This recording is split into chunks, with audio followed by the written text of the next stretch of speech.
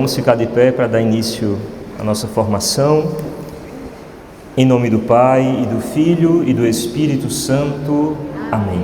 Vinde, Espírito Santo, enchei os corações dos vossos fiéis, e acendei neles o fogo do vosso amor. Enviai, Senhor, o vosso Espírito, e tudo será criado, e renovareis a face da terra. Ó Deus, que instruíste os corações dos vossos fiéis, com a luz do Espírito Santo, fazei que apreciemos retamente todas as coisas, no mesmo Espírito, e gozemos sempre de sua consolação, por Cristo, Senhor nosso. Amém. Senhor Jesus, vinde em nosso auxílio, iluminai a nossa mente e o nosso coração, para que possamos estar cada vez mais disponíveis a escutar a Tua palavra, a compreendê-la. Dá-nos a graça de viver os Teus ensinamentos. Peçamos também a intercessão da Virgem Santíssima sobre cada um de nós. Ave Maria, cheia de graça, o Senhor é convosco. Bendita sois vós entre as mulheres. Bendito é o fruto do vosso ventre, Jesus. Santa Maria, Mãe de Deus, rogai por nós, pecadores, agora e na hora de nossa morte. Amém. Em nome do Pai, e do Filho e do Espírito Santo. Amém. Queiram sentar, por gentileza. Quem está aí atrás, está conseguindo escutar direito? Ok, beleza. Então, pessoal, as orientações de sempre, acho que o microfone aqui, as orientações de sempre das nossas formações, né? Não me incomodo com as dúvidas, pode tirar, mas que sejam referentes àquilo que o padre está dizendo. Não tirem dúvidas aleatórias. Num outro momento dá para tirar tranquilo, mas vamos concentrar as nossas dúvidas a partir daquelas que foram surgindo à medida que o padre vai fazendo a exposição da formação. A Monique e qualquer outro catequista estão por aí, e vocês podem escrever no papelzinho ou mandar uma mensagem para ela, que ela vai trazendo aqui as dúvidas, e aí a gente faz uma pausa e vai tirando, depois segue viagem. Então, como todos sabem, setembro, o segundo semestre assim, do nosso ano, na Igreja do Brasil, eles vão ganhando os meses, uns temas, né? Agosto, mês das vocações; setembro, mês da Bíblia; outubro, mês das missões, não sei o que lá. Então, de fato, há muito tempo, a Igreja do Brasil dedica o mês de setembro a uma reflexão maior, formações intensas sobre o papel da Palavra de Deus nas nossas vidas. Dedica-se, inclusive, ao estudo de um livro específico da Sagrada Escritura. Esse ano, a CNBB fez muitas publicações em torno da Carta aos Romanos. Tem muita paróquia dando curso sobre a Carta aos Romanos. Mas aí, a maneira como a gente resolveu viver o mês da Bíblia aqui em termos formativos, não foi já começando a falar propriamente da Carta aos Romanos ou de outro texto, né? Porque tem muita gente que não tem os conhecimentos básicos acerca da Sagrada Escritura. Tem muita gente que não tem o hábito de ler a Sagrada Escritura. Tem muita gente que não sabe rezar com a Palavra de Deus. Então esse é o intuito, o objetivo inicial dessa nossa formação. Como aqui boa parte de quem frequenta os nossos cursos às quartas-feiras são as pessoas que estão na caminhada da Crisma de adultos, eles já tiveram um encontro lá no início da caminhada sobre, introdução à Bíblia. Eu lembro que até me mandaram para mim o folhetinho que utilizaram na formação. Então, eu não vou dar novamente aquele mesmo encontro que vocês tiveram, mas eu vou pincelar uma coisa ou outra que vocês tiveram naquele encontro inicial, para não iniciar do nada assim para as outras pessoas que não tiveram aquele conhecimento. Mas a finalidade da formação de hoje não é propriamente uma introdução à Bíblia enquanto uma realidade acadêmica ou uma preparação dos nossos conhecimentos gerais, mas é focar em como é que eu posso rezar com a Palavra de Deus. E que vocês precisam sair daqui com um firme propósito de colocar em prática o que vocês irão aprender hoje, tá bom? Por isso que o título ficou assim: Palavras de Vida Eterna, a Sagrada Escritura e a nossa vida espiritual. O que é que nós iremos estudar hoje, como sempre nós fazemos?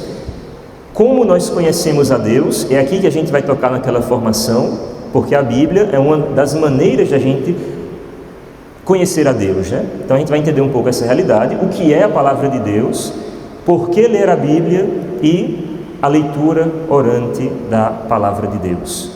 Então, em termos de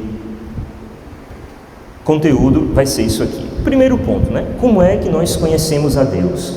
O cristianismo, caros irmãos, ele não é uma doutrina inventada de um mundo à parte, superior, e que alguém foi magicamente iluminado e a partir de então começou a falar sobre isso. Não. O cristianismo, ele é uma sequência de acontecimentos históricos. Não sei se naquela formação que tiveram, os catequistas insistiram nisso. Em quê? Que nós, por nossas próprias forças, nós não conseguimos conhecer verdadeiramente a Deus. Há um limite da nossa razão humana que não consegue chegar até Deus concretamente. Ele é uma realidade sobrenatural. Na ocasião que eu estive com os catequistas, eu até mencionei que, de fato, nós tivemos ao longo da história alguns filósofos como Platão, Aristóteles, tal, que somente pelo uso da razão eles conseguiram concluir que, por exemplo, Deus existe e que é único, que é o Criador de todas as coisas, o primeiro motor imóvel, como eles diziam, né, Aristóteles.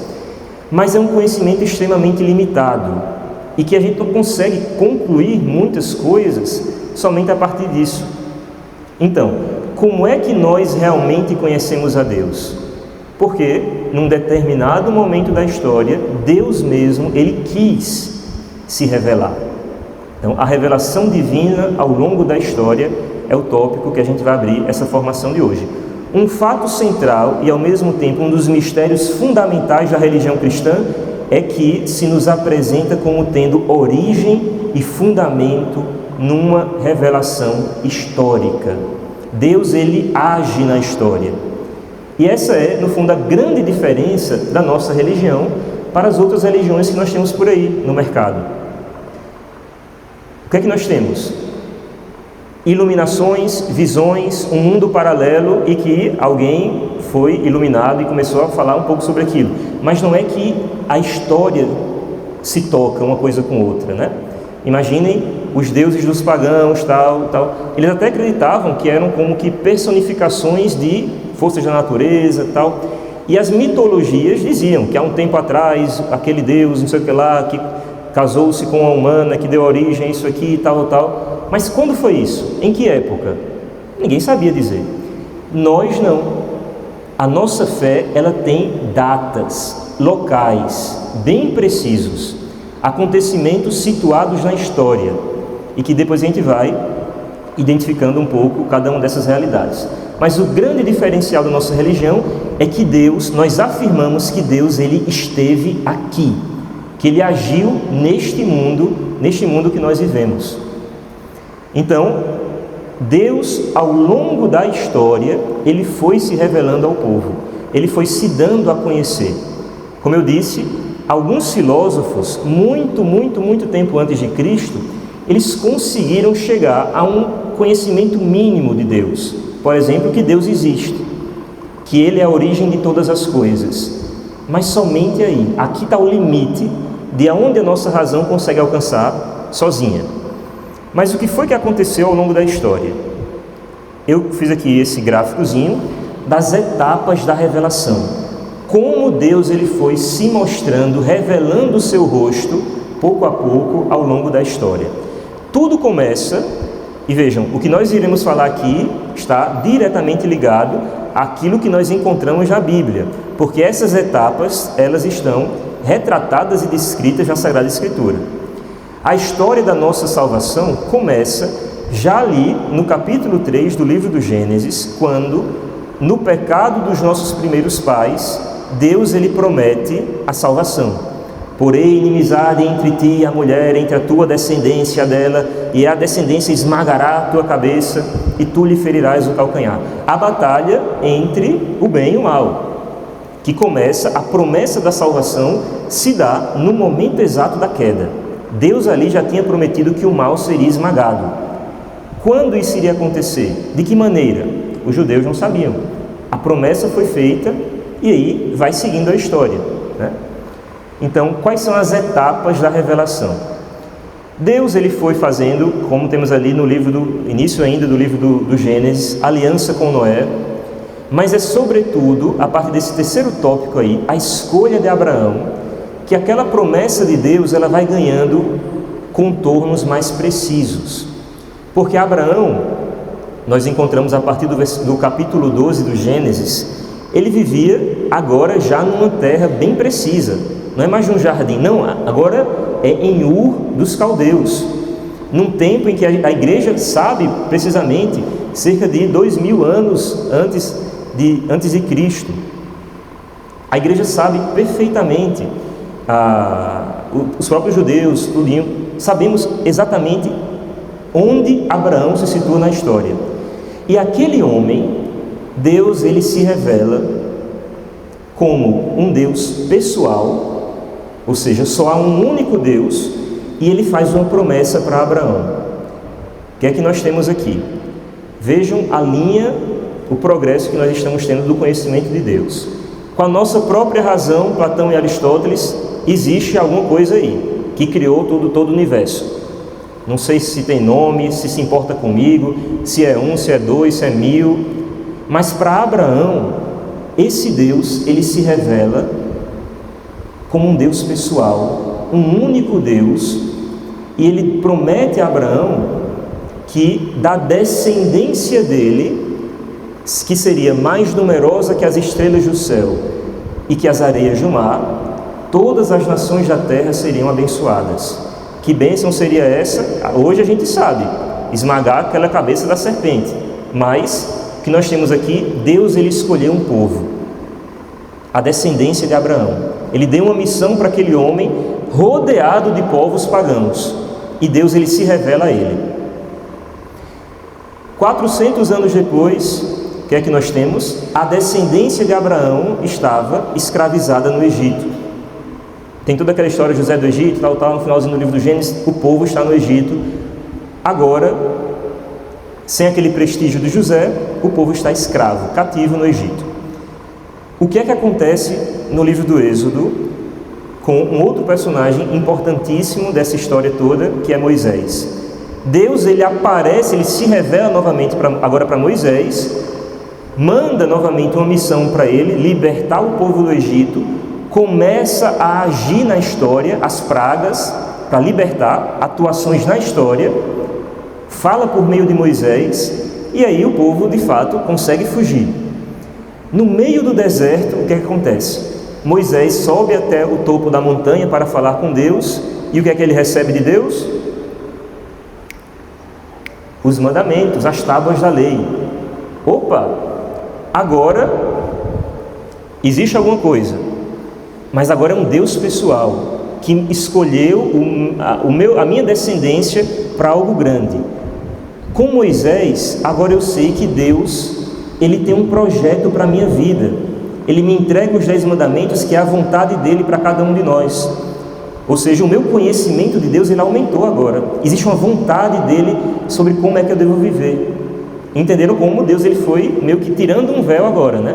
Ele foi se revelando pouco a pouco. E aí a história vai seguindo. Temos a organização do povo, a conquista da terra, os juízes, a monarquia aparece, exílio, vai e volta. Que nós temos, Deus ele começa a enviar profetas para falar em seu nome, que vão dando a conhecer cada vez mais sobre Deus, mas chega um momento que Deus ele quer falar tudo aquilo que ele precisaria falar, que agora Deus ele não vai mandar mais profetas para falar em seu nome. Deus mesmo vem ao nosso encontro. Deus ele vai se encarnar. O próprio Cristo, a segunda pessoa da Santíssima Trindade, o Verbo de Deus, ele vai se encarnar e vir até nós. Então temos aqui a encarnação. Nesse ponto, nós podemos dizer o seguinte: Cristo, que é a palavra de Deus, ele se encarna, e em Jesus, Cristo ele nos falou tudo que precisaríamos ouvir da parte de Deus. Eu vos dei a conhecer tudo aquilo que ouvi do meu Pai, o próprio Cristo disse. Então, na encarnação, em Jesus Cristo, Deus ele abre completamente o véu, ele se revela totalmente. Temos agora o rosto de Deus. E aí, em Jesus, nós encontramos o cumprimento daquela promessa de esmagar a cabeça da serpente. Quando se deu? No altar da cruz, o mal foi esmagado. Ok, o que é que Cristo fez durante a sua vida aqui na terra? Ele fundou uma igreja, ele constituiu os 12 apóstolos. Tema do encontro do mês passado, creio na igreja. A igreja ela foi fundada por Cristo quando ele, falamos aqui dos inúmeros atos de fundação, quando ele constituiu os 12 apóstolos e conferiu poder para eles, e no seu último pedido, na ascensão, o que é que ele fez? Ide por todo o mundo e a todos pregai o Evangelho, batizando-os em nome do Pai, do Filho e do Espírito Santo, transmitindo, ensinando tudo o que vos ordenei.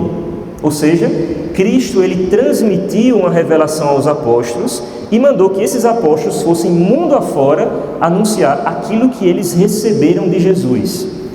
Então, a igreja é fundada por Cristo e Cristo ele confia à igreja a sua palavra, a palavra da salvação. A palavra foi entregue por Cristo à igreja, para quê? Para que ela conserve e transmita até o fim do mundo, até o fim dos tempos. E aí, tem um outro ponto ali de lado, no caso aqui para vocês, a segunda vinda, a consumação da história. Isso aqui foi anunciado, mas não se cumpriu ainda. Estamos na expectativa, então nós estamos aqui. Opa, por que não passou? Agora sim, faz sentido para vocês. A palavra foi entregue por Cristo à igreja. E a segunda vinda está para acontecer ainda, né? Então estamos aqui, igreja fundada por Cristo, que ele confia à igreja a transmissão da sua palavra, e nós estamos aí aguardando a consumação da história. Aqui estão retratadas todas as etapas da revelação. Como é que nós conhecemos a Deus? Durante um longo processo gradual, Deus ele foi se revelando pouco a pouco à humanidade. Mas em Jesus Cristo, ele revelou tudo o que era preciso revelar no tocante à nossa salvação. E essa revelação, ele confia à igreja para que a igreja conserve e transmita ao longo da história, conferindo a salvação a quem nasceu 2000 anos depois. Então, aqui está um pouco como é que Deus se revela. Padre, será que vai ter alguma outra novidade que Deus vai revelar para a gente? A resposta é não. A revelação encerrou-se na morte do último apóstolo. Depois da morte do último apóstolo, do apóstolo João, nós não precisamos esperar mais nenhuma revelação. Tudo aquilo que Deus quis nos falar, nos foi dito em Jesus e naqueles que Ele tinha revelado com assistência do Espírito Santo, como que a fonte mesmo da revelação, os 12 apóstolos também. Depois disso, nós não podemos ficar temerosos. Será que Deus, em vez de ser trindade, são 4? Não. Deus, Ele se revelou e revelou tudo aquilo que era preciso para a nossa salvação em Jesus Cristo. Ok? Então vamos lá, seguindo. E aqui já entendemos como foi que Deus se revelou a nós, como Deus ele falou conosco ao longo da história. Então poderíamos nos perguntar, o que é a palavra de Deus? Fala nisso, Monique, eu esqueci minha Bíblia lá dentro, pode pegar? É uma capinha vermelha. A palavra de Deus, a palavra divina de Jesus chega à igreja de duas maneiras, né? Ela é confiada à igreja e a igreja transmite, ficou um pouco errado esse termo, de duas maneiras, oralmente e por escrito. Se eu perguntar a vocês, a Bíblia é a palavra de Deus, sim ou não? Sim, mas não, essa expressão não é de todo correta, no sentido radical. A palavra de Deus, quem é? Eu perguntei, olha, quem é? É Jesus Cristo. A palavra de Deus é Jesus Cristo. Ele é o Verbo eterno do Pai. A Bíblia é a palavra de Deus escrita. Sim, é palavra de Deus, mas a Bíblia não esgota a palavra de Deus, que é Jesus Cristo. E vejam que interessante. Se a Bíblia esgotasse a palavra de Deus, nós não temos como explicar, por exemplo, como é que a igreja conseguiu espalhar-se tão rapidamente por toda aquela região, antes mesmo de termos um livro sequer sendo escrito. O primeiro livro da Bíblia, estima-se, foi escrito por volta do ano 50, 55. Jesus subiu aos céus em 33, mais ou menos. Ou seja, temos aí 20 anos do Evangelho sendo anunciado sem Bíblia nenhuma. E a Bíblia, enquanto tal, veio bem depois. Sem a primeira carta do Novo Testamento ter sido escrita, a palavra de Deus já estava sendo espalhada. Então, a palavra de Deus é Jesus Cristo, e Cristo ele é transmitido aos outros pela pregação da palavra oral, que foi o que os apóstolos fizeram, foi o que Cristo mandou que eles fizessem, ir por todo o mundo, anunciar o Evangelho. Mas a palavra de salvação, graças a Deus, esses homens, que não foi Cristo que pediu, mas eles tiveram esse insight, vamos pôr por escrito, a palavra de Deus também está escrita na Sagrada Escritura. Então, a tradição da igreja, que é essa pregação oral ao longo da história, mas também escrita, os escritos dos santos, que explicam a palavra de Deus, também são tradição, e a Escritura são como que dois rios, dois afluentes que manam dessa única fonte que é Jesus Cristo, a palavra eterna do Pai. Então a Bíblia é a palavra de Deus escrita, e a tradição é a palavra de Deus, primeiro oral, mas também escrita, que Cristo deu aos apóstolos e que esses transmitiram aos seus sucessores. Uma pergunta que eu sempre faço quando estou falando da Bíblia é o seguinte, né? Padre, você voltou, só voltando aqui, né? Nossa, que história maravilhosa. A história de Deus aí se revelando ao longo da história, ok e tal. A encarnação, beleza. E aí eu sei, pelo pouco a coisa que eu lembro da catequese, que Jesus, ele ressuscitou. Ele era o próprio Deus e ele ressuscitou. Sim ou não? Ok. Mas vocês já pararam para se perguntar, será que isso é verdade mesmo? Será que ele ressuscitou mesmo, tal? Quem garante que aquilo que está retratado na Escritura não foi uma invenção dos 12 apóstolos? Nós sabemos que Cristo existiu. Temos dados históricos assim abundantes. Os 12 apóstolos, com certeza, temos ali a ossada deles lá no Vaticano, de um e de outro. Nós sabemos que eles existiram. Mas Cristo, ele morreu, dizem que ele ressuscitou. Será que não foi uma invenção deles para sair com a melhor? Eu, pelo menos, já me perguntei muito sobre isso há um tempo atrás, né? Será que é verdade mesmo? Como é que eu sei que Cristo realmente ressuscitou e que isso não passa de uma invenção? Eu pergunto a vocês, né? Como é que vocês acham, por exemplo, que os apóstolos acreditaram que Jesus era o Filho de Deus? O que é que eles, no contato com Cristo, tiveram que então passaram a crer em Jesus como Filho de Deus? O que é que vocês acham? Milagres, boa. Ou seja, não é qualquer um que faz milagre, não. Falei até na homilia. O cara, 4 dias, sei lá, estava fedendo já morto, e de repente Cristo levanta Lázaro, vem para fora, e o cara, opa, não é todo mundo que faz isso aqui não. Então deve ter alguma coisa especial nesse homem. E aí os discípulos, caramba, acreditaram verdadeiramente, né? Em especial porque eles seguiram Jesus muito de perto. Isso aqui é um ponto fundamental para a gente entender tudo isso. Por quê? O que nós encontramos aqui, caros irmãos, em especial no Novo Testamento, não é conversa fiada, não. O que nós temos aqui é o seguinte. Acho que até coloquei aqui, deixa eu ver. Pronto. Quem tem Bíblia pode abrir aí na primeira carta de João, capítulo 1, versículo 1. É lá no finalzinho da Bíblia, antes do Apocalipse. 1 João 1:1. Vejam o que é que João está fazendo. Ele está escrevendo uma carta para falar de Jesus. Vocês disseram que João acreditou porque ele viu os milagres, não foi? Boa. Então, olha como João se expressa ao falar de Jesus para quem não tinha visto ainda Jesus. O que era desde o princípio, o que nós ouvimos, o que vimos com os nossos olhos, o que contemplamos e que as nossas mãos apalparam do verbo da vida, porque a vida se manifestou, nós a vimos e dela vos damos testemunho e vos anunciamos essa vida eterna que estava voltada para o Pai, escondida e que se nos apareceu, revelou-se.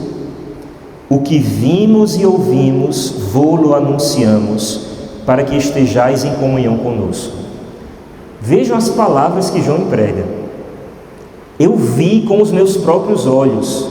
E de fato, João foi o único apóstolo que diante da cruz ele ficou vendo Jesus até o final. E João também teve contato com o Cristo ressuscitado. Eu vi com os meus próprios olhos.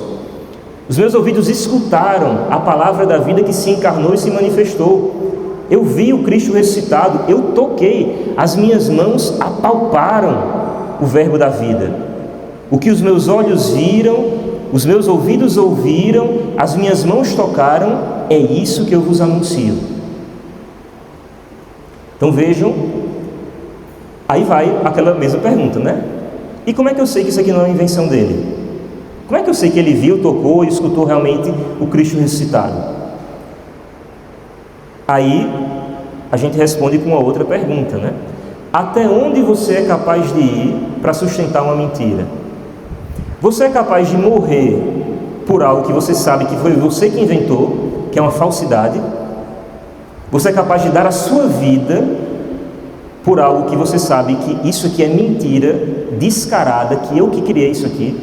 Você é capaz de fazer isso? Pois é. Todos os apóstolos, eles terminaram nas mortes mais horrendas, desgraçadas de todos, quem poderia imaginar, né? São João foi o único que escapou, mas jogaram ele num caldeirão quente, não sei o que lá, foi uma perseguição tremenda, mas ele morreu como o povo diz, morte morrida, né? Não de morte matada. Mas os outros, Paulo foi decapitado, Pedro foi crucificado de cabeça para baixo, André foi crucificado em forma de X, Bartolomeu foi escalpelado, arrancaram a pele dele até... Se vocês colocarem Basílica de São Pedro no Google, tem a fachada de São Pedro, todos os 12 apóstolos lá em cima, né? No caso, tem os 13, né? Que tem Matias e Paulo. Judas, sabem o que aconteceu, ok. E cada apóstolo ele traz consigo um instrumento. Por exemplo, Paulo, ele tem uma espada. Não é porque ele andava com a espada para cima e para baixo, não. É porque ele morreu com aquilo ali. Santo André, ele está com uma cruz em formato de X, porque ele morreu com aquilo ali. São Bartolomeu tem a imagem dele, que é ele meio que segurando a própria pele, que foi a forma como ele morreu. São Judas Tadeu está com um machado, não é porque ele andava com machado, não. É porque deram uma machadada nele, até ele morrer. Um foi partido no meio. Aí, eu dou destaque nisso aqui para a gente ver, caramba, eu seria capaz de passar por isso, de morrer por algo que eu sei que é uma conversa fiada? Não. E aí que está. O que João está anunciando sem medo nenhum é o que ele viu com seus próprios olhos. Não é uma ilusão, não. Ele tocou no Cristo ressuscitado. E alguém que teve uma experiência dessa, ele vai temer um império, por maior que seja, vai temer um soldadozinho. Se ele conheceu a força da ressurreição, que é capaz de vencer a morte, eu vou temer isso aqui? Por isso que os apóstolos, eles foram mundo afora, sofrendo perseguição. Basta ler o livro dos Atos dos Apóstolos, o que é que nós temos ali? Pedro e Paulo sendo presos, sendo soltos, sendo presos, sendo soltos, apanhando na rua, chibatada, não sei o que lá, perseguição, sendo presos até morrer, e eles não se cansavam de anunciar aquilo que os seus olhos viram, seus ouvidos ouviram e suas mãos tocaram do verbo da vida. João acreditou porque viu. Mas vejam que interessante. O terceiro evangelho, Lucas, foi escrito por Lucas, e Lucas era um apóstolo? Sim ou não? Não, Lucas não era apóstolo. E mais, Lucas não fazia parte nem daquele grupo de 72 discípulos que seguiam Jesus. Mas Lucas nunca viu Jesus, não sabe nem a cor do cabelo dele. Lucas nunca viu Jesus. Aí eu vos pergunto, João ele acreditou porque ele viu, tocou Jesus. Como foi que Lucas passou a acreditar? Quem sabe? Não tem problema não. Não sei, não vou mentir. Vamos chutando. Alguém falou, mas não escutei nada direito. Oi? Pelo testemunho, ou seja, alguém que viu Jesus e tocou nele e escutou realmente o Cristo ressuscitado, foi até Lucas e foi fazer isso aqui que João está dizendo. O que eu vi com os meus olhos, meus ouvidos escutaram, eu toquei, aconteceu. Eu vi Cristo na cruz, depois ele apareceu para a gente lá. Eu vi ele subindo aos céus. E aí Lucas devia conhecer aquele povo ali. Caramba, eu sei que eles não são doidos. Será que é uma alucinação coletiva e tal? E aí Lucas acreditou por conta do testemunho deles. E nós encontramos isso aqui precisamente no próprio Evangelho de Lucas. Se vocês abrirem capítulo 1, versículo 1, olha o que é que nós temos. Lucas ele começa assim o seu Evangelho. Muitos empreenderam compor uma história dos acontecimentos que se realizaram entre nós, como nos transmitiram aqueles que foram desde o princípio testemunhas oculares e que se tornaram ministros da palavra. Ou seja, os acontecimentos que Lucas está se referindo chegaram até ele esses acontecimentos porque as testemunhas oculares se tornaram ministros da palavra, anunciadores da palavra. Então, por isso que Lucas começou a acreditar, porque as testemunhas oculares foram até ele. Também, a mim me pareceu bem, depois de haver diligentemente investigado tudo desde o princípio, escrevê-los para ti, segundo a ordem, excelentíssimo Teófilo, que é quem ele dirigiu o Evangelho, para que conheças a solidez daqueles ensinamentos que tens recebido. O que é que ele está dizendo aqui? Tem muita gente falando de Jesus, tem muita gente escrevendo sobre ele aí, e eu achei conveniente também fazer minha versão, depois de ter diligentemente investigado tudo desde o princípio. Ou seja, o que é que Lucas fez? Foi nas testemunhas oculares e disse, me diga aí o que é que ele falava. O que é que ele fez? Me diga os milagres. E Lucas ia anotando. E veja que curiosidade interessante, né? Lucas é o evangelho que traz mais informações da infância de Jesus, da visita do anjo a Nossa Senhora. Ou seja, quem era a única pessoa que poderia dar essas informações para Lucas e que ele foi até ela para saber? A Virgem Maria.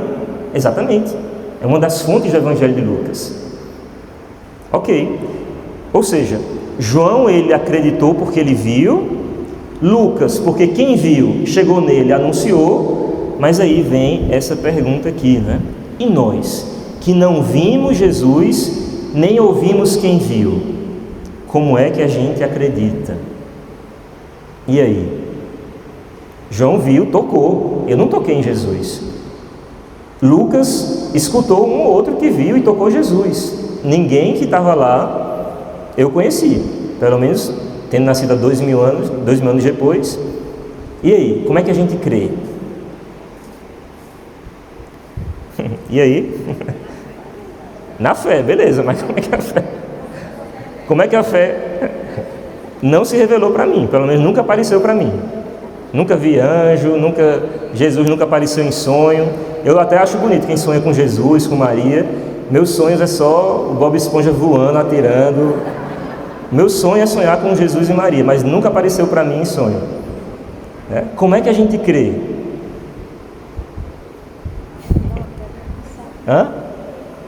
Porque como é que a gente passa a acreditar em Jesus? Já respondi muito essa pergunta nessa formação de hoje. Não, que conversa, não. Que milagre, também nunca vi um milagre assim na minha frente assim, já vi testemunhos, ok. Agora na minha frente nunca vi, também sou doido para ver. Vamos lá, vou voltar vários slides. Tchanã! A igreja fundada por Cristo recebe a sua palavra para conservar e transmitir ao longo dos séculos. Ou seja, eu só acredito porque a igreja transmitiu o que os homens viram, ouviram e ouviram quem viu, eles puseram por escrito e a igreja conservou e trouxe até mim, anunciou até mim. E se ainda que não tivesse Bíblia, nós iríamos acreditar da mesma maneira, porque a igreja iria transmitir a palavra de Jesus Cristo. Ou seja, como é que nós passamos a crer sem ver e sem ouvir Jesus? Pela pregação da palavra, escrita ou oral. Um analfabeto, e aqui que a gente, por exemplo, entende que nós não podemos absolutizar a Bíblia como palavra de Deus, apenas, somente a Bíblia. Não, e nem a Bíblia tem que ocupar tudo na vida da igreja como uma exclusividade que nós não podemos fazer outra coisa, porque um analfabeto ele não tem acesso à Bíblia, mas a palavra de Deus chega até ele também. Então, sim, nós somos tocados pelo testemunho daqueles homens que, graças a Deus, puseram por escrito e a igreja conservou, transmitiu ao longo dos séculos.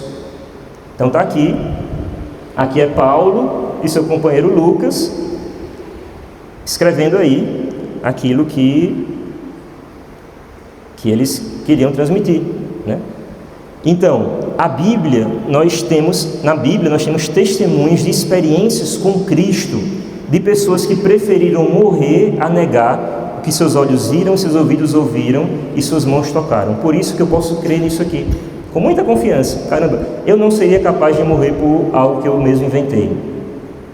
Então, é assim que a gente começa a crer, E vamos dar um passo nessa reflexão, Por que ler a Bíblia? O próprio Paulo, no capítulo 10 da carta aos Romanos, versículo 17, ele diz: a fé vem, aqui respondendo aquela pergunta, a fé vem pelo ouvir, por escutar a palavra. Aí sim nasce a fé. Não é que Deus ele aparece assim do nada, não. A fé vem pela escuta da palavra. Por isso que agora a gente entra propriamente no tema da nossa formação de hoje, O contato com a palavra de Deus, leitura da Bíblia. Por que eu devo ler a Bíblia? Aproximar-se da palavra, lê-la diariamente, escutá-la todos os dias, faz com que a nossa fé cresça. E essa é a primeira razão pela qual nós devemos estar sempre em contato com a Bíblia, aumentar a nossa fé, para que tenhamos raízes profundas e não caiamos, não cedamos na primeira dificuldade que nós topamos no meio do caminho, da nossa fidelidade a Jesus. Eu consigo perseverar no caminho de Cristo, ainda que em meio às dificuldades. Por quê? Porque eu vou aprofundando as minhas raízes no próprio Cristo, que me é comunicado através da palavra. Então, por que ler a Bíblia? Em primeiríssimo lugar, para crescer na fé. Padre, eu não tenho muita fé não. Começa a ler a Bíblia. Começa a pedir a fé e a ler os evangelhos. Espera um pouquinho. Vai, só lê e veja o que acontece. Se eu não escuto a palavra, eu não creio.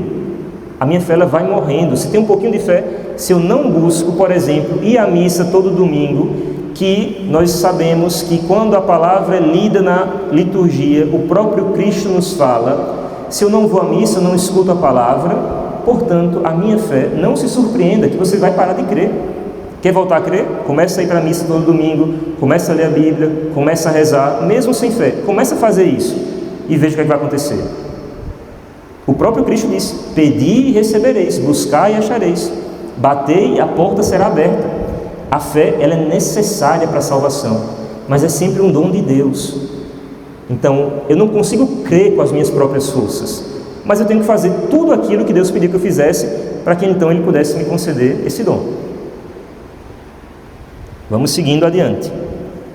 Falamos aqui a razão que São Paulo elencou, A fé vem pelo ouvir. Se eu quero crescer na minha fé, preciso escutar e ler a palavra de Deus. E aqui eu coloquei esse outro homem, barbudão, vivia numa caverna, tinha um pet, um leão, São Jerônimo, né? Que ele nos dá, sim, antes de comentar propriamente São Jerônimo, né? Ele foi o primeiro homem que meio que fez assim coisas absurdas para difundir a palavra de Deus. Ele viveu no século IV, contemporâneo a Santo Agostinho, inclusive, e naquela época nós tínhamos a Bíblia grega, a sua versão grega, e uma versão incompleta, mal traduzida no latim, que era a língua, era o inglês da época. O que foi que São Jerônimo fez? Ele traduziu toda a Bíblia para o latim, e um latim acessível ao povo. Então o que é que ele fez? Se mudou para Jerusalém, se tornou aluno de rabinos, mestres da lei daquela época, aprendeu o hebraico de maneira excelente, traduziu o Antigo Testamento, aquilo que estava escrito em hebraico, ele traduziu para o latim do hebraico, aprendeu o grego, traduziu os livros do Antigo Testamento em grego para o latim e traduziu o Novo Testamento, que foi escrito todo ele em grego, para o latim também. Então, São Jerônimo, ele foi uma peça fundamental na difusão da Bíblia. E aí deu origem à chamada versão da Vulgata, com um latim meio vulgar, assim, acessível ao povo, né? E veja essa frase de São Jerônimo: desconhecer as Escrituras é desconhecer a Jesus Cristo. Se eu não conheço as Escrituras, eu não conheço a Cristo. Porque as Escrituras, elas me dão uma imagem fidedigna de Jesus. Se nos afastamos da Bíblia, Jesus ele começa a se tornar uma fantasia que nós mesmos vamos criando e imaginando na nossa cabeça. Ele se torna o que eu quiser. Isso aqui é interessante, como a gente vai vendo ao longo da história, né? Não é um tema que eu vou colocar aqui, mas quem já estudou, fez um curso bíblico um pouco mais aprofundado, alguma disciplina no seminário, vai ver que existe um tipo de leitura bíblica chamado método histórico-crítico, que as pessoas vão examinando assim a Bíblia como um mero texto normal, assim, a partir de instrumentos próprios da arqueologia. Só que qual era o grande problema?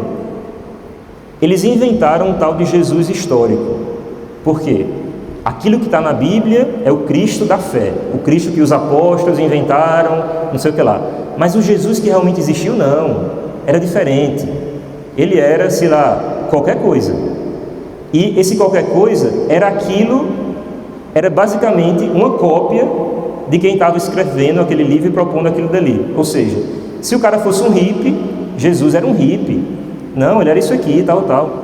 Se o cara fosse um comunista, sei lá, não, Jesus foi um revolucionário social que tentou imprimir a luta de classes para libertar o povo, não sei o que lá, da opressão do Império Romano, tal, tal, tal. O Jesus somente conforme a cabeça da pessoa. Se eu me afasto da Escritura, aí está o problema. Cristo, ele vira quem eu quiser que ele seja. Então, se eu quero realmente conhecer a Jesus, eu tenho que me abraçar com os santos evangelhos, né? E aqui é interessante, né? Temos ali um crucifixo, né? Para entender um pouco melhor essa imagem, né? Aquele crucifixo me remete a Jesus. Eu olho para ele e consigo...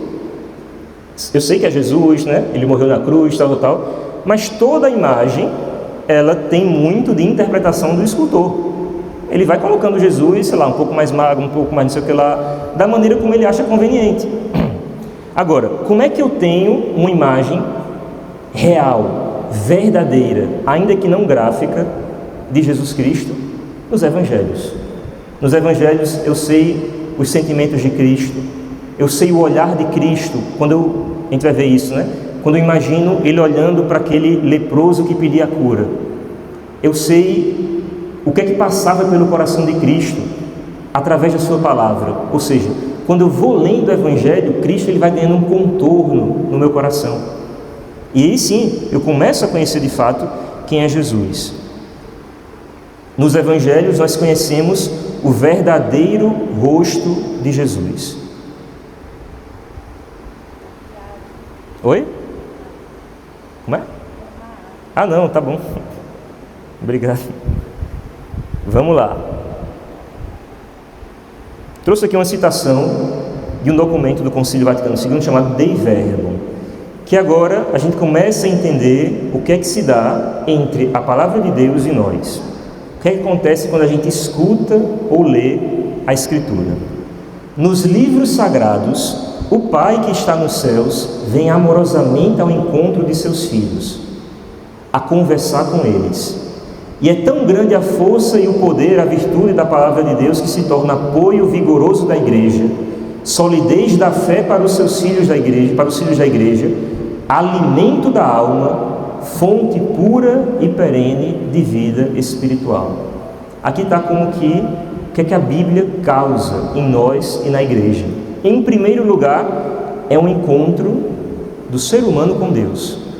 Deus Pai, Ele sai dos altos céus e vem ao nosso encontro para ter uma conversa amorosa com os seus filhos. Um santo lá do início da igreja dizia que a palavra de Deus, a Escritura, é uma carta de amor de Deus para a humanidade. Deus, Ele vem ao encontro de cada um de nós para ter essa conversa amorosa com os seus filhos.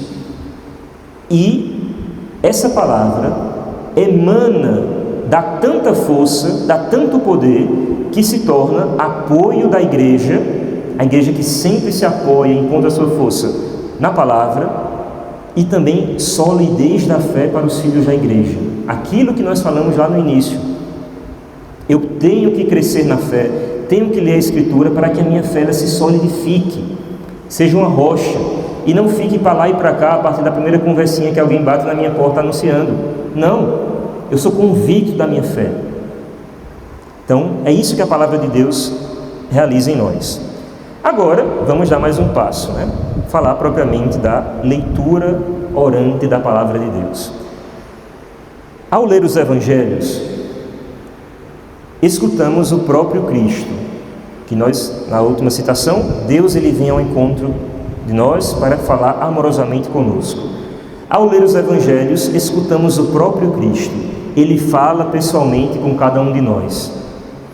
As minhas palavras são espírito e são vida, diz o próprio Cristo no Evangelho de João. Se nós ouvirmos essa palavra, se nós acolhemos em nosso coração, o que é que acontece? Essas palavras que são espírito e que são vida, a nossa vida, ela vai mudar. Não se surpreendam se quando vocês passarem a ler a Escritura, vocês mudarem de vida. Vai acontecer. Porque essas palavras que nós acolheremos no nosso coração são espírito e são vida. Num momento de crise em que muitos abandonaram Jesus, está ali no capítulo 6 do Evangelho de João, quando Cristo faz o sermão do pão da vida e diz: meu corpo é verdadeira comida, meu sangue é verdadeira bebida. Ele fala da Eucaristia de uma maneira radical. Qual é a reação do povo? Essa palavra é demais para mim, vou embora. E o povo começa a deixar Jesus. O que é que Cristo faz? Ele não muda o discurso. Porque vejam, muitas e muitas vezes a gente vai se topar com um trecho da Escritura, uma exigência de Cristo para nós, e vai dizer: nossa, que radical. Vai pensar isso sim.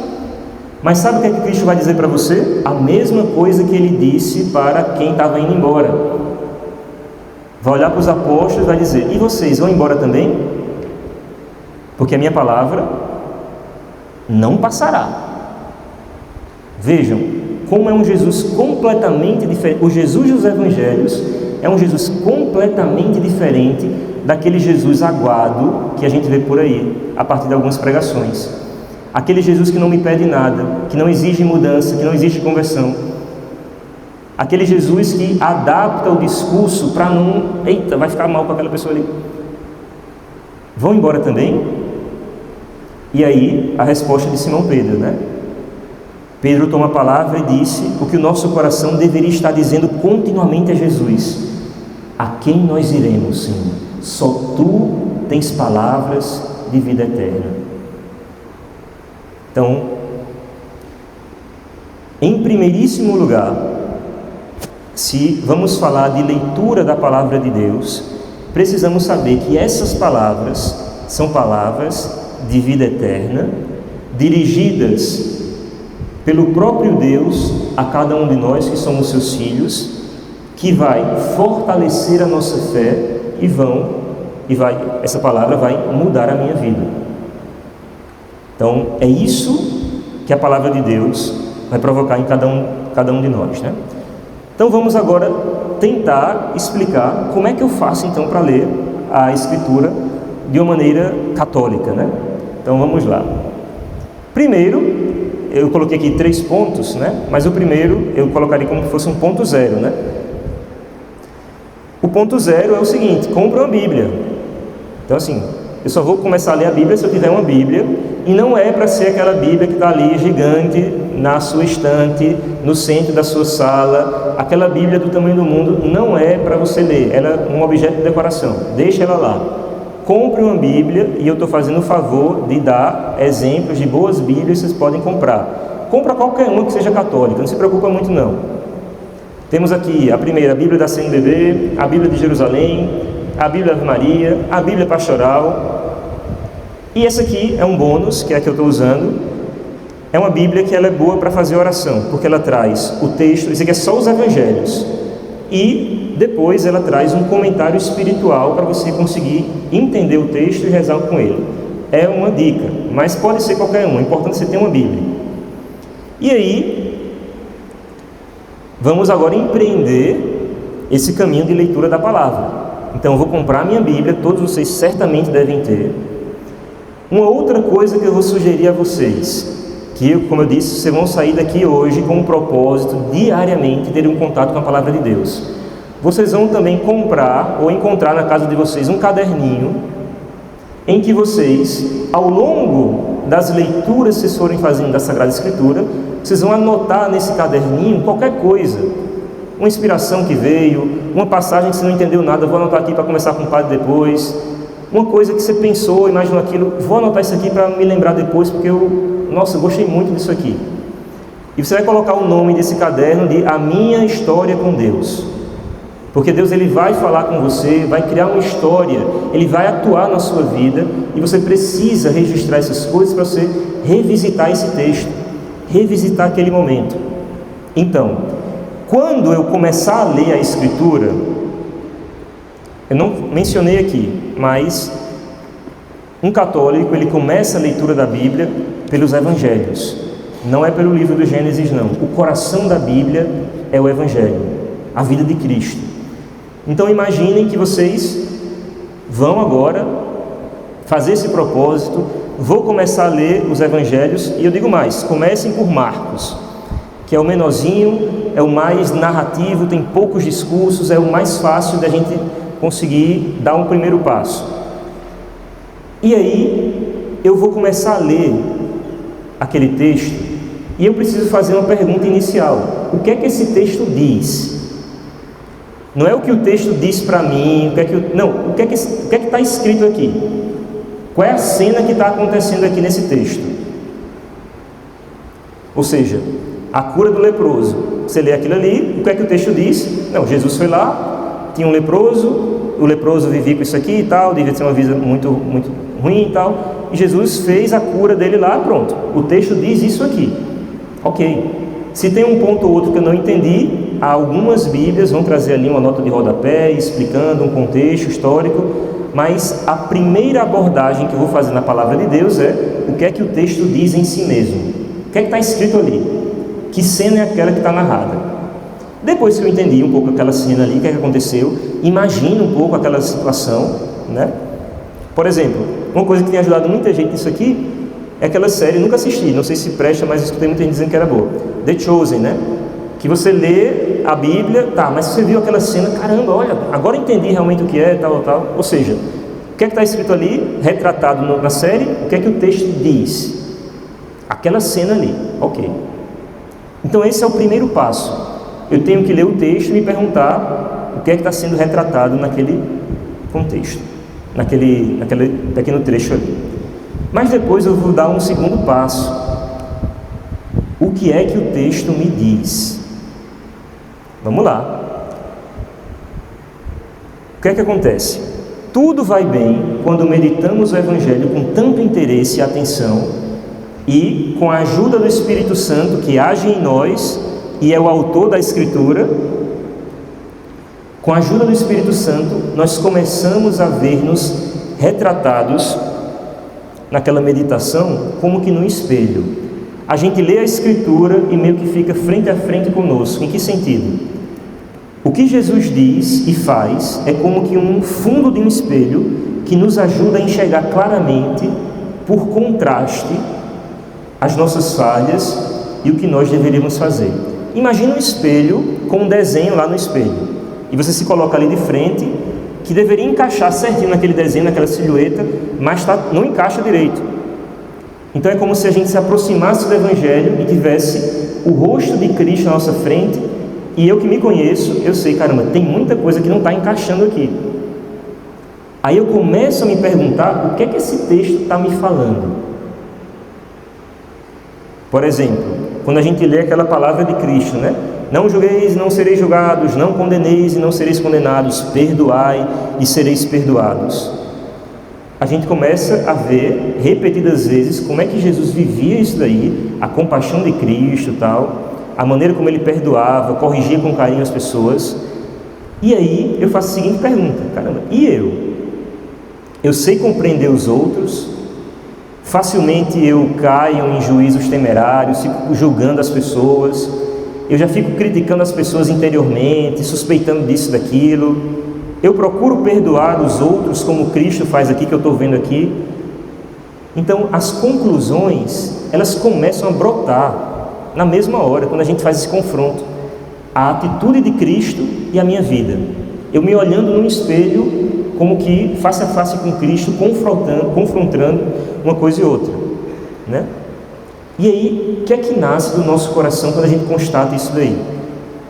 Um desejo de querer mudar, um desejo, caramba, não está legal, e aí eu preciso recorrer a Jesus, preciso pedir perdão, preciso tentar corrigir. Tantas e tantas vezes que eu não consigo viver esse Evangelho, eu me olho no espelho e vejo um bocado de coisa que precisa ser corrigida. Então, depois que eu vejo isso, ainda no ponto 2, o que é que o texto me diz? Não só vejo como um espelho, mas o Evangelho, além de ser um espelho, que ressalta as nossas falhas, não está encaixando naquela silhueta ali, é ao mesmo tempo um farol, que nos mostra os caminhos do amor, os caminhos do seguimento de Cristo. Como é que eu faço para me assemelhar cada vez mais a Jesus? E nos incentiva a seguir esses caminhos, com o desejo de progredir cada vez mais. Por pouco que meditemos isso tudo, o nosso coração, primeiro, ele se envergonhará, o espelho, mas depois ele arderá em desejo de ter mais generosidade. Ele vai querer viver aquilo ali. Eu vou reconhecer os meus erros, os meus defeitos, mas espera aí, não é para ficar assim não. É para me deixar transformar por Jesus, para ir ao encontro dele. Por exemplo, quando Jesus está na última ceia com os apóstolos, né? A gente vê Jesus ali humilde, lavando os pés dos apóstolos, servindo, como que um escravo mesmo, dizendo: eu vos dei o exemplo para que, uma ordem de Cristo para os apóstolos. Só que é um farol e eu pego aquele mandamento para mim também. Assim como eu vos fiz, assim façais vós também. Se compreenderdes essas coisas, sereis felizes se praticardes. Aquilo que Cristo pede aos apóstolos, aqueles conselhos, as bem-aventuranças, não é para eu ler aquilo, que bonitinho, não, aquilo é um farol para a minha vida, é um caminho que se abre diante de mim. Então, eu começo com essa leitura diária da Palavra de Deus a criar essa imagem de Cristo e das exigências que Ele pede para cada um de nós, né? E aí, a gente vai pouco a pouco entendendo o que é ser cristão verdadeiramente, né? Nós vamos pouco a pouco meditando no nosso coração, vamos ter a vergonha, vamos nos entristecer, mas ao mesmo tempo eu quero seguir Jesus, eu quero ser como Ele, eu quero me configurar a Ele, né? Nosso coração arderá como ardeu o dos discípulos de Emaús. Ainda nesse ponto, vou colocar aqui uma dica de um santo da igreja, São José Maria Escrivá. Ele dizia o seguinte: quando amamos uma pessoa, desejamos conhecer até os menores detalhes da sua existência. Um casal de namorados, o que é que ele está pensando agora? O que é que ele gosta? O que é que isso? Quer saber tudo.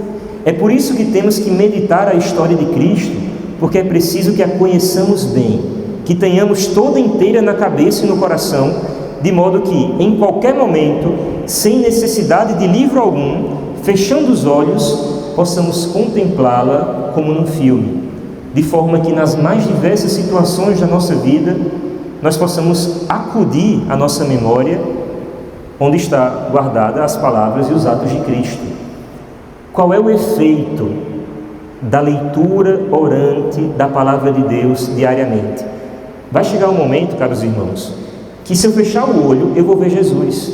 Eu vou imaginar aquela cena, eu vou saber das palavras dele, não como um mero conhecimento teórico. Eita, isso aqui está lá, João não sei quanto, versículo tal. Não, mas como uma experiência de vida, de alguém que viu, ouviu e tocou. Basicamente, aquela mesma experiência dos apóstolos, no meu coração aquilo vai se realizar, porque eu meditei a vida de Jesus. Então, um conselho dele, né? É preciso cada vez mais, entendendo o texto, confrontando conosco, e aí, depois eu falo isso aqui. Pouco a pouco, Cristo ele vai ganhando forma dentro de nós e aquela palavra vai ressoando no nosso coração. O terceiro passo, vamos lá. Li o texto, o que é que ele diz? A cura do leproso, a volta do filho pródigo. O que é que aconteceu?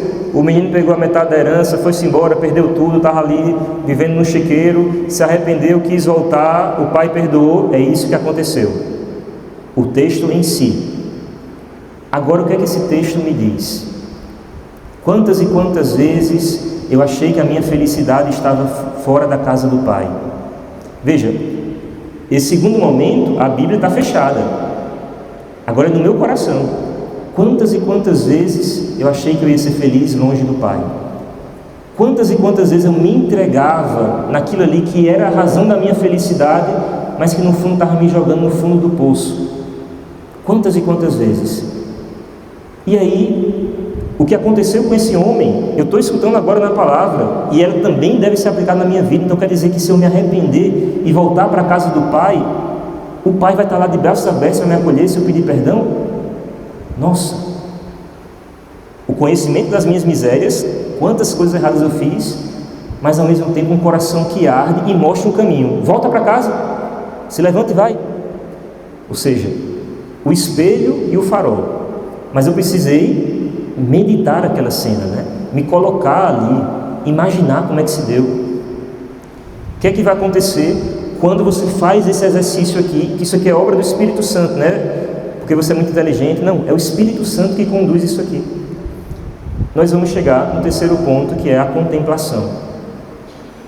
O que é que diz? O que é a contemplação? A contemplação é aquele olhar para Jesus, aquele olhar para Cristo, aquele olhar fito em Jesus. Eu olho para Ele e Ele olha para mim. É o silêncio. Quando a gente alcança aquela cena, recebe aquela inspiração, chega um momento que você já não quer mais falar nada. Você quer simplesmente estar com Jesus, simplesmente aproveitar aquele momento. Então, tudo que Cristo viveu, tudo que Ele fez, o que Ele sofreu por cada um de nós, não são coisas que ficaram no passado, mas participam da eternidade. E quando eu escuto a palavra e me uno a Ele, essas coisas se tornam presentes na minha vida, né? Então quer dizer que de uma maneira não visível, mas real, Jesus ele nasce agora, Ele vive agora, Ele dá a vida por mim agora. Em outras palavras, Cristo ele deixa de ser um personagem do passado, um cara que viveu há 2000 anos atrás e ficou por lá, e passa a ser Cristo vivo, meu melhor amigo, que eu tenho um contato íntimo com Ele.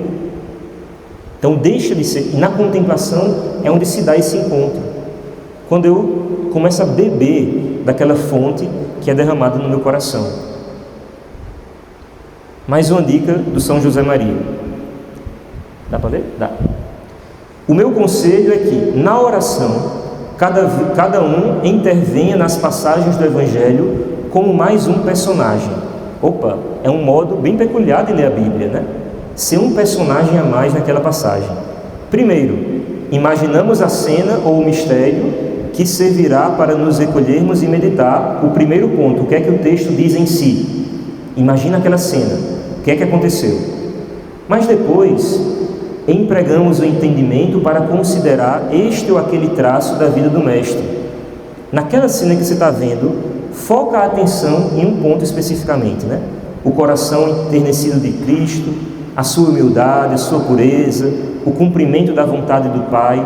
Naquela cena, foca a atenção em um ponto, especificamente, e começa a prestar atenção naquilo ali. Depois, contamos-lhe o que nos costuma acontecer nessas matérias, né? Caramba, o farol, aqui já é o farol. O espelho, identifiquei o que é que eu preciso melhorar. Senhor, sou muito ruim nisso aqui, quantas e quantas vezes estou caindo nisso, eu não consigo me reconciliar com fulano, e eu estou vendo aqui você perdoando todo mundo, o pessoal que estava ali te crucificando, cuspindo na tua cara, tu estava rezando, perdoa-lhes porque não sabem o que fazem. Caramba, me ajuda a melhorar um pouquinho isso aqui. É preciso, então, permanecer atentos, porque talvez Cristo queira indicar alguma coisa. Aqui já é a contemplação e o farol ao mesmo tempo, né? Quando a gente faz aquele diagnóstico, confronta um pouco a nossa vida, em geral, o que acontece? Uma inspiração, uma boa ideia, um propósito. Quantas e quantas vezes você está rezando, você escuta uma palavra, você, meu Deus, é para mim, nossa. E aí vem um propósito, eita, eu tenho que fazer tal coisa, né? Aquilo ali, caros irmãos, aquele propósito é uma inspiração do Espírito Santo. Quando você está rezando e vê aquele perdão que você não consegue dar, e você vem, caramba, vem do nada um pensamento assim, caramba, por que ele não perdoou fulano? Não, que conversa, tchau. Espera aí, aquelas moções, aquelas inspirações são enviadas pelo próprio Deus.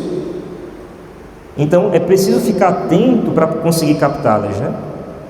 O cair em si, essas reconversões que Cristo provoca em nós através da leitura da palavra de Deus, né? Esse ponto me ajuda muito a rezar com a palavra de Deus. Vamos lá, voltando, né? Imaginar a cena, ler o texto, aquele trechinho ali. A Bíblia, ela nos ajuda porque ela traz subdivisões. Está aqui, escolha dos 12 apóstolos. Eu só preciso ler isso aqui. Eu vou me contentar com isso. Quanto tempo eu gasto para ler isso aqui? 2 minutos? Uma leitura bem demorada? Não entendi. Deixa eu ler de novo. Opa, 4 minutos. Mais 5 minutos lendo e relendo para eu entender o que está acontecendo aqui. Entendi. Já, se eu fechar o olho, eu consigo imaginar aquela cena. Beleza. Agora, se coloca diante do espelho. Se confronta com aquele exemplo que Cristo está te mostrando. E tenta ver o farol, né? O que é que ele está te pedindo a partir de então? Comece então a conversar com Jesus. Vejam, identifiquei o que é que preciso mudar, um caminho. Quando eu menos perceber, eu já vou estar rezando. Eu vou estar falando, Senhor, eu preciso mudar isso. Eu caí naquele negócio. Eu estou muito ruim, estou muito afastado de Ti. E eu sei, sem você nem perceber, você já vai estar rezando, falando com Cristo.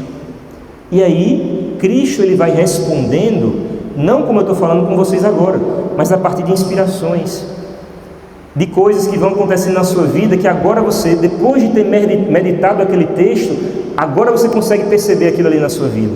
Ali é Cristo falando com você também. Então, outra dica é precisamente essa, né? Se colocar na cena. Por exemplo, eu falei da cura do leproso, né? Aqui São José Maria diz, foca em algum ponto. Imagina aquela cena, preste atenção, você vai ter que criar isso, né? Qual deveria ter sido o olhar de Jesus para aquele homem? Tenta imaginar o olhar de Cristo para aquele homem ali no meio do chão com a lepra. Agora inverte, tenta imaginar o olhar daquele homem para Jesus. Aquele homem condenado àquela doença, não tinha cura, e de repente ele vê a oportunidade da salvação, da libertação. Como deve ter sido aquele olhar naquele momento? Nossa! Você começa então a entender qual é o olhar de Cristo. Como é que Cristo olha para as suas lepras, para os seus pecados. É assim que Ele olha. Nossa! Ou seja, um grande conhecimento. Eu estou conhecendo Jesus. Não de uma maneira teórica, mas com a minha própria vida.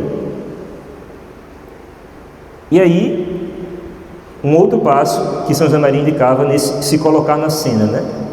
Substitui o personagem. Agora você é o leproso. Pronto. Agora você está olhando para Cristo, com as suas lepras, está ali prostrado no chão, e você clama a Jesus: Senhor, se queres, tu podes me curar. Fala isso para ele também. Então, pouco a pouco, sem nem você perceber, você já vai estar rezando.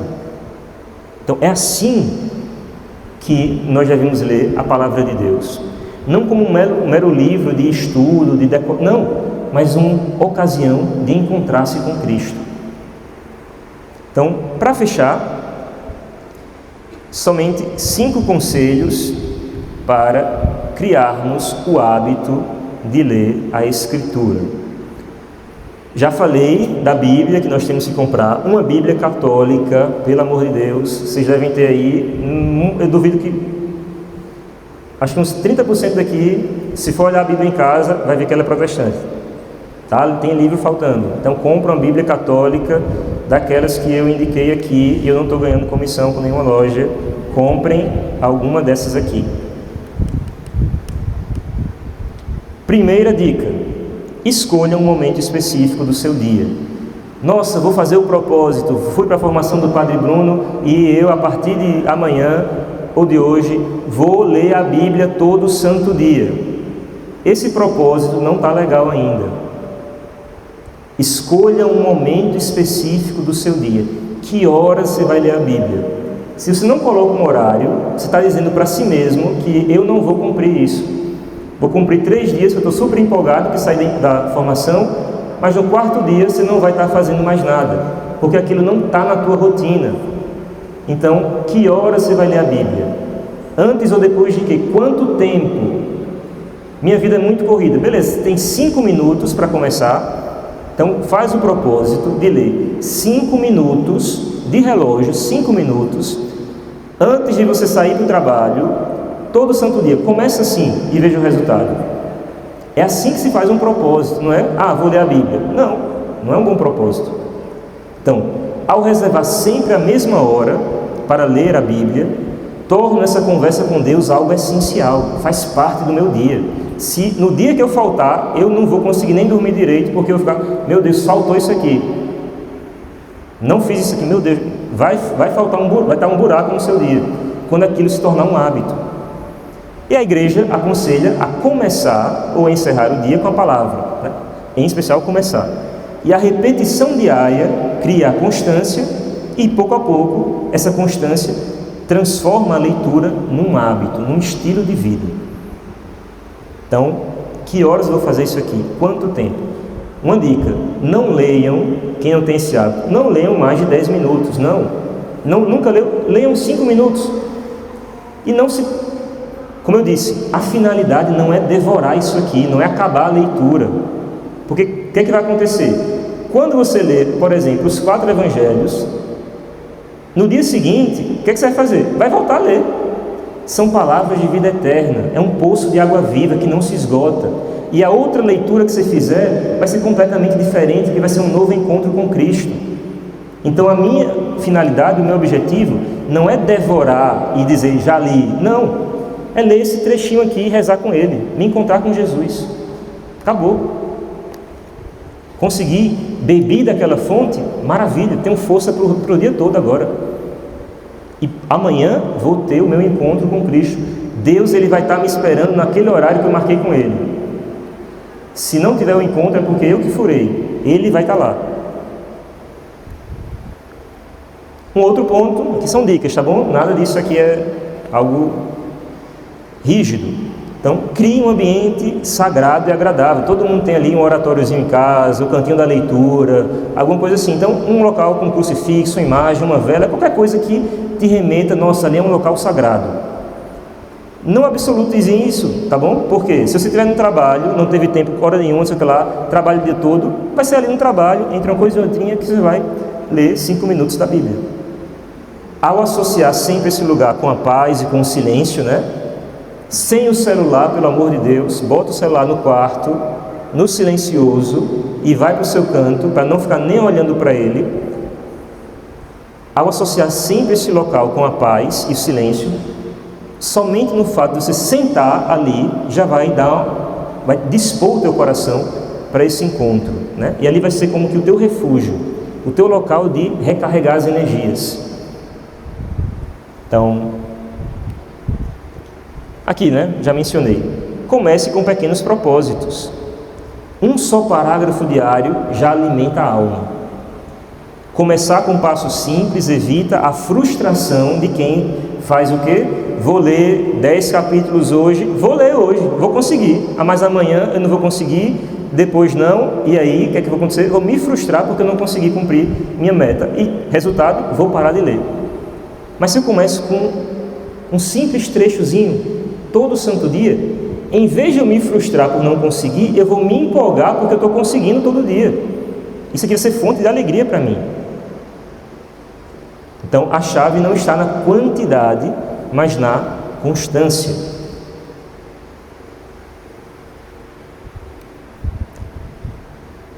Quarto, deixe que Deus te fale hoje, né? A Lexio Divina, que é essa leitura orante que nós temos mencionado, ela nos convida a perguntar, aquela segunda pergunta do passo a passo, né?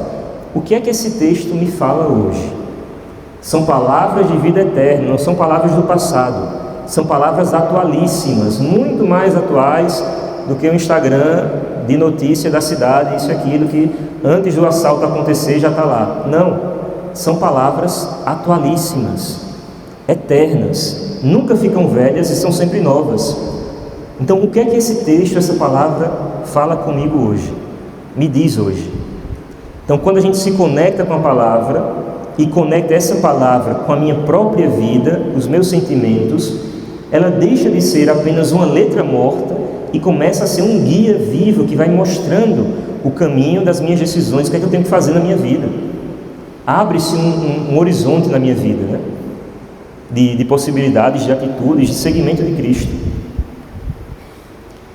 Por fim, viva e compartilhe em comunidade. Isso aqui é muito próprio de quem participa de pastoral, de movimento, de grupo de casais, de ECC. Partilhar os tesouros recebidos e encontrados na oração, eu vou compartilhar com as pessoas, porque eu sei que eles podem ser úteis àquela pessoa que está passando por dificuldade, que eu vivi aquilo ali e consegui superar por conta de uma luz, de uma força que a palavra de Deus me deu.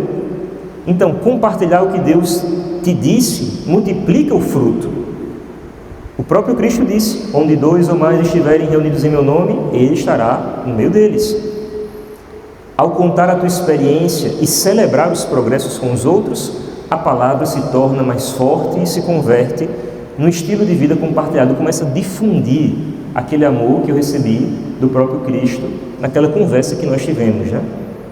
Então, isso aqui vai ser aquele conselho que você vai dar para aquela pessoa depois de ter superado alguma dificuldade com a força da palavra de Deus. Vai ser aquela partilha no seu grupo de casais que você vai ver: caramba, olha como eu queria partilhar com vocês algo que eu estava lendo na Bíblia e me ajudou muito, e agora eu quero... Aquilo lhe fortalece as pessoas. Aquela mesma luz que você teve, somente no fato de você compartilhar com alguém, aquilo vai iluminar a vida da outra pessoa também. Então, sim, é preciso compartilhar esses tesouros que Deus vai nos presenteando na oração, né? Por isso eu volto lá no início a importância da gente anotar nesses momentozinhos, a nossa contemplação, nosso espelho, o farol que ilumina. Caramba, qual a inspiração que eu tive hoje? Qual o propósito que eu vou sair dessa oração firmando? É isso aqui, eu vou anotar no meu caderninho. E para a semana eu vou fazer uma análise de como foi que eu vivi a minha vida de fé. Aquele propósito da segunda-feira passada, como foi que eu vivi o resto da semana? Caiu no esquecimento? Vou reafirmar. Esfriei, mas eu sei que naquele momento Deus falou comigo, então eu vou buscar viver aquilo ali novamente. Então, pouco a pouco, a gente vai tendo ali, de fato, a nossa história com Deus. O título que eu mandei botar no caderno, né? E aí, imagine, passou um ano, você vai ter como dimensionar: nossa, olha o que Deus ele transformou na minha vida em um ano inteiro, né? As quedas que eu tinha já não tenho mais. Agora, Cristo para mim já não é um estranho, não, é o meu melhor amigo. Então, é muito útil, né? Não é preciso, não é uma obrigatoriedade, mas são sempre dicas, né? É muito útil vocês fazerem isso aqui. Ok, alguma dúvida para a gente encerrar? entender um pouco como deve ser a nossa abordagem da palavra de Deus, né? Outras dicas, né? Padre, quero começar a ler. Leia os evangelhos primeiro. Por um momento, deixa o Antigo Testamento de lado. Nós temos que conhecer o centro da palavra de Deus, onde Cristo nos disse tudo, que foi em Jesus Cristo. Vou ler os 4 evangelhos, começando por Marcos, aquela dica que eu dei. Marcos, Mateus, Lucas, João. Eu vou me familiarizar com Jesus. Depois vou ler os Atos dos Apóstolos, vou seguindo. Qual o grande erro que as pessoas cometiam, né? Cometem muitas vezes? Pega a Bíblia, vou começar a ler a Bíblia. Livro do Gênesis, nossa, que história legal, muito bacana. Livro do Êxodo, caramba, que coisa legal. Libertação, praga, não sei o que lá, Moisés, tal, tal. Passou o Êxodo, meu amigo, não vai nem chegar na história da burra. Se você não sabe que burra é, porque nunca passaram do livro do Êxodo. Então, assim, começa pelos evangelhos. Por quê? É a palavra de Cristo que vai iluminar todo o Antigo Testamento. Então, vai. Depois você vai e começa a ler o Antigo Testamento. Digo, é muito útil, mas se você quiser passar o resto da sua vida lendo somente os 4 evangelhos de cabo a rabo, vai e volta, todos eles vão ser um encontro único com Jesus. Então, a Lectio Divina, a leitura orante da palavra, em especial, ela é feita com os santos evangelhos. É muito mais fácil fazer com os santos evangelhos. E se nós estamos falando aqui de vida de oração, é uma coisa. Agora, se eu quero estudar a Escritura para conhecer a história do povo, beleza, eu vou lendo como um livro acadêmico, com o meu guia, lendo um por um, daquele início. Mas se eu quero rezar e quero ter mais facilidade nisso, eu vou focar nos evangelhos, nos Atos dos Apóstolos, o início da igreja, as cartas de Paulo, evangelhos novamente. Não tem como. Por isso que toda missa, o que é lido? É evangelho. Toda missa tem que ter o evangelho. Antigo Testamento, Novo Testamento varia. A primeira leitura pode ser do Novo Testamento, pode ser do Antigo, tal. Evangelho tem que ter, porque sempre é a palavra de Cristo sendo dirigida para nós hoje. Amém? Vamos ficar de pé para rezar, já que não tem dúvida. Também não foi algo tão expositivo assim para gerar muita dúvida. Então, obrigado pela paciência. Novamente, né? 9 horas em ponto, opa, sempre pontual, graças a Deus. Então, esse foi o nosso encontro de setembro. Outubro, certamente teremos outro encontro. Hoje, graças a Deus, todo mês dá mais gente ainda. Hoje foi o dia que deu mais gente, graças a Deus. Então, vamos divulgar. Tem muita gente com sede do conhecimento, com sede da palavra de Deus, com sede da Escritura, da nossa fé. Então, vamos propagar cada vez mais. Está gravado. Depois a gente posta aí no YouTube, alguma coisa assim, para quem quiser também assistir em casa, rever alguma coisa. E aí vamos divulgar, porque de fato é algo que não tem como esgotar. E quanto mais a gente conhece, mais a gente quer, mais a gente se entrega, mais a gente busca e mais a gente vê frutos na nossa vida pessoal. Amém? Peçamos a intercessão da Virgem Santíssima sobre cada um de nós, para que ela possa nos acompanhar na volta para os nossos lares, cobrindo-nos com seu manto sagrado. Ave Maria, cheia de graça, o Senhor é convosco. Bendita sois vós entre as mulheres, bendito é o fruto do vosso ventre, Jesus. Santa Maria, Mãe de Deus, rogai por nós, pecadores, agora e na hora de nossa morte. Amém. O Senhor esteja convosco. Abençoe-vos Deus Todo-Poderoso, Pai, Filho e Espírito Santo. Amém. Até mais.